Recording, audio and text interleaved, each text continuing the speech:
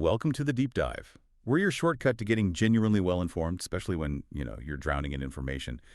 Today, we're jumping straight into something pretty fascinating. A 30-day Bitcoin price forecast. And this isn't just any forecast. It's generated by advanced deep learning AI. So our mission here is simple. We're going to unpack this really detailed AI analysis, find the key takeaways, and figure out what it actually means for you in the crypto market over the next month.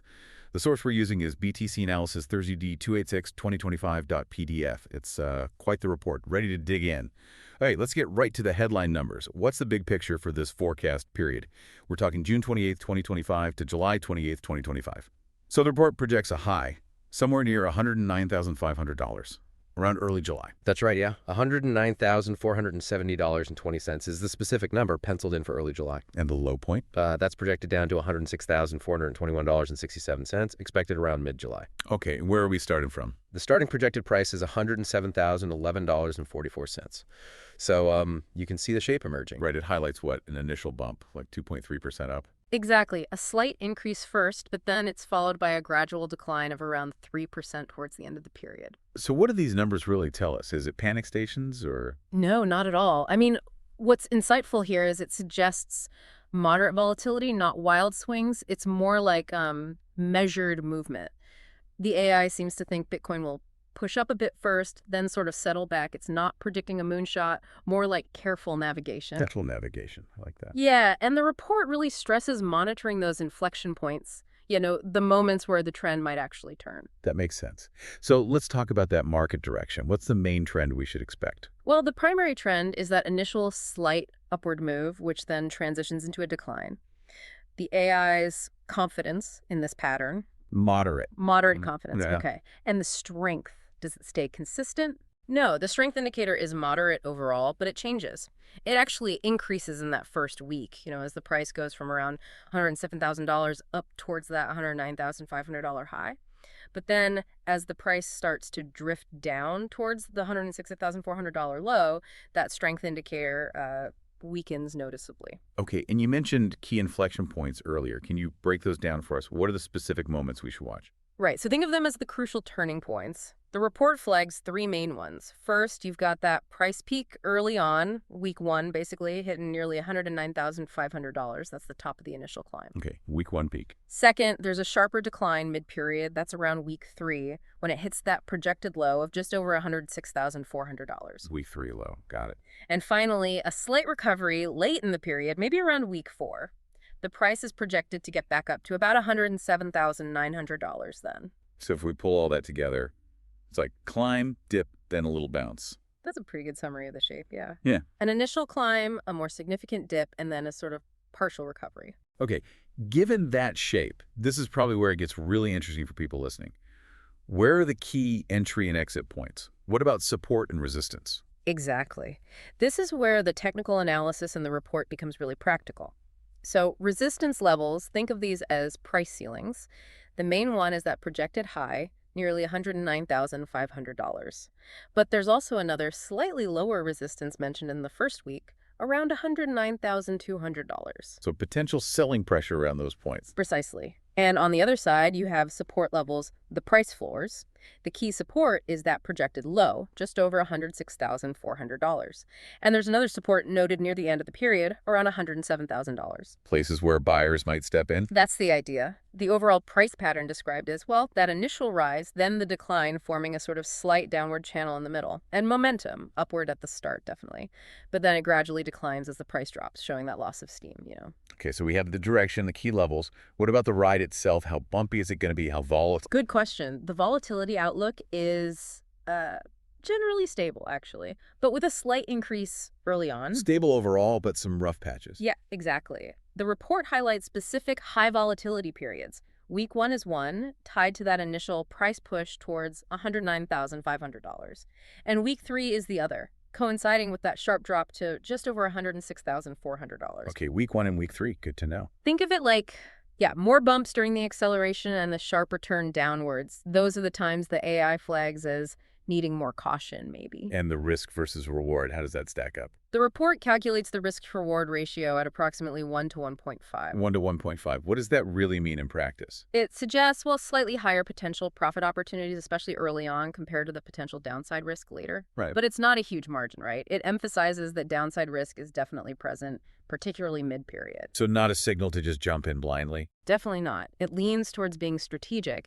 Take advantage of the early upside, perhaps, but be very aware of that potential pullback. It really reinforces the need to watch those inflection points closely. Right. Okay. That makes sense.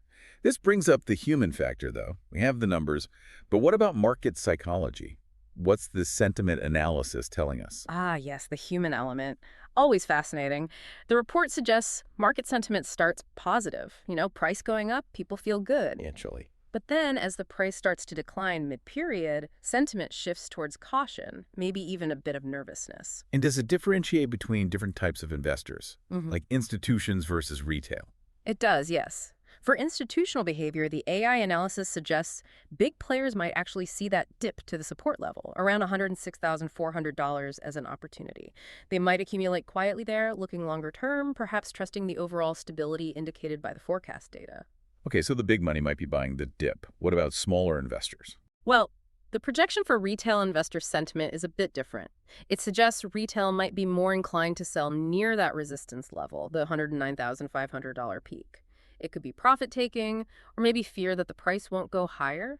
This selling could actually contribute to the peak forming and increase volatility around that time. Wow, so you potentially have institutions buying when retail is selling, and vice versa.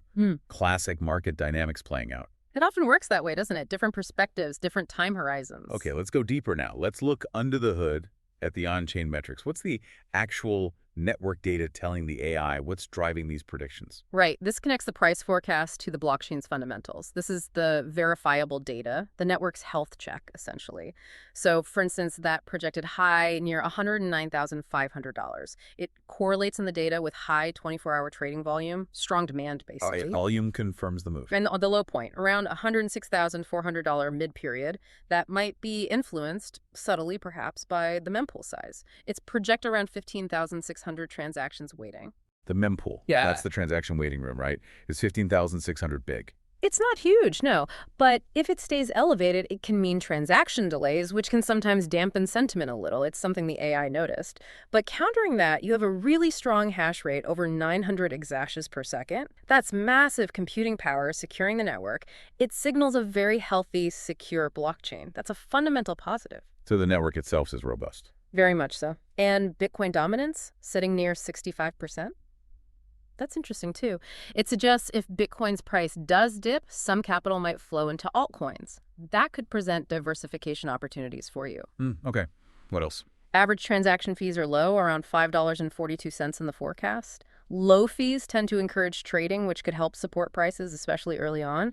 And the number of 24-hour transactions, over 310,000, that shows high activity, which again lines up with that initial price increase the AI is forecasting. Lots of activity, low fees. Yeah. Sounds positive. And finally, the market cap, over $2.1 trillion. That just reflects the sheer size and maturity of the market now, which helps support those resistance levels. It takes a lot to move a market that big. That's a ton of data points feeding into this. If you had to pick, say, the most telling metric for this specific 30-day window, what would it be?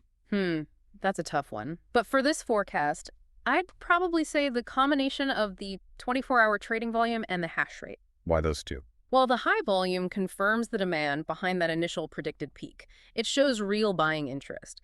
And the consistently high hash rate, like over 900 EHs, that's your bedrock. It tells you the network itself is fundamentally strong, which gives confidence that even if there's a dip, the foundation is solid. That supports the idea of recovery later on. Gotcha. It really gives you those aha moments, doesn't it? Seeing the network activity line up with the price predictions, it's not just lines on a chart. Exactly. It's the underlying engine. So putting it all together, all this data, all these insights, what does it actually mean for you, the listener, looking at this forecast? The report offers specific strategies, right? Tailored ones. Absolutely. It breaks down strategic recommendations based on different investor types, which is really useful. So for conservative investors, the advice is generally to hold long term. It suggests maybe entering around that support level just over $106,400, seeing it as lower risk. The strategy, maybe buy and hold, targeting a modest 2% profit from the early period rise. And it advises monitoring session closes 7 a.m. GMT plus 7, specifically just to manage risk. Okay, conservative. Hold. Target small gains early. Watch the closes. What about moderate risk? For moderate investors, the recommendation shifts to shorter-term trades. Trading that range from the start around $107,000 up to the peak near $109,500. They should use the on-chain analysis we discussed to help time things, aim for maybe a 5% profit, and crucially, use a stop loss. The report suggests setting it at that low point, just over $106,400. Protect your capital. Makes sense. Yeah. And for the active folks. Right. For active traders, it's about embracing the volatility. The report suggests capitalizing on that week 3 volatility, potentially buying the dip and selling bounces. Maybe test swing trading around that $109,500 resistance, and perhaps even increase position sizes during the late period recovery, though acknowledging that carries higher risk. So different plays depending on your style. What about specific entry and exit points overall? The report highlights optimal points based on the forecast. Optimal entry is suggested near that support level, $106,421.67, but always with risk management like a 5% stop loss. And the optimal exit point is pegged near that resistance level, $109,470.20, to capture profits from the predicted upswing. And managing your position size. Yeah, position management advice is to allocate maybe 10-20% of capital to short-term trades based on this forecast and adjust that based on how volatile things actually get, using those on-chain metrics as a guide. That really does give you a clear roadmap tailored to how much risk you're comfortable with. Super valuable. But we have to be realistic. This AI analysis, as detailed as it is, isn't a crystal ball. It has strengths, but also weaknesses, right? Yeah. What does the report say about its own reliability and limitations? Absolutely, and it's good the report is transparent about this. It provides a reliability assessment for the very near term, like June 28th. It rates its short-term reliability as high 80%. That's based on the most immediate data. 80% short term. But for the midterm, looking at a couple of weeks, reliability drops to moderate 60%. That reflects the uncertainty around that predicted volatility in weeks 2 and 3. And longer term, out towards the end of the 30 days. Long-term reliability is rated low, just 40%, because, the further out you go, the more chance external factors have to disrupt the forecast. Right. And what are those external factors? What are the specific limitations it mentions? This is really critical. First, it notes that global macroeconomic factors aren't fully baked in. So big news on inflation, interest rates, major geopolitical events. The AI might not fully capture their impact. Okay, so real-world news matters. Definitely. Second, sudden regulatory changes. Always a potential curveball in crypto, right? A surprise announcement could throw the forecast off completely. True. And third, while the on-chain data is powerful, it shows what is happening or has happened. It doesn't perfectly predict totally unexpected events, those black swans. The AI learns from the past, but the future can always surprise us. That really underscores the point, doesn't it? Even with sophisticated AI, you can't predict everything the real world might throw at the market. Okay, so let's wrap up this deep dive into the AI's Bitcoin forecast. We've looked at the projected price range for the next month, peaking near $109,500, dipping just over $106,400. We've mapped out those key moments, the initial rise, the mid-period decline, the slight recovery, and crucially, we've connected these moves to the why behind them, using those on-chain metrics like volume and hash rate, the actual pulse of the Bitcoin network. And most importantly, we've explored the different strategies suggested for you, depending on whether you're conservative, moderate, or an active trader. It's all about matching the strategy to your own comfort level with risk, using these AI insights. And maybe a final thought to leave listeners with. Given that we know these AI forecasts have limitations, especially around those big, unforeseen macro or regulatory shocks, how do you best combine this kind of cutting-edge prediction with, let's say, traditional market awareness? How do you blend the AI's data-driven view with your own understanding of the world to navigate those truly unexpected events? That's a fantastic question. Blending AI precision with human insight and adaptability, maybe that's something for you to ponder. What other factors beyond the on-chain data discussed here would you keep an eye on? What's on your personal radar? Definitely something to think about. Until next time on The Deep Dive, keep digging deeper.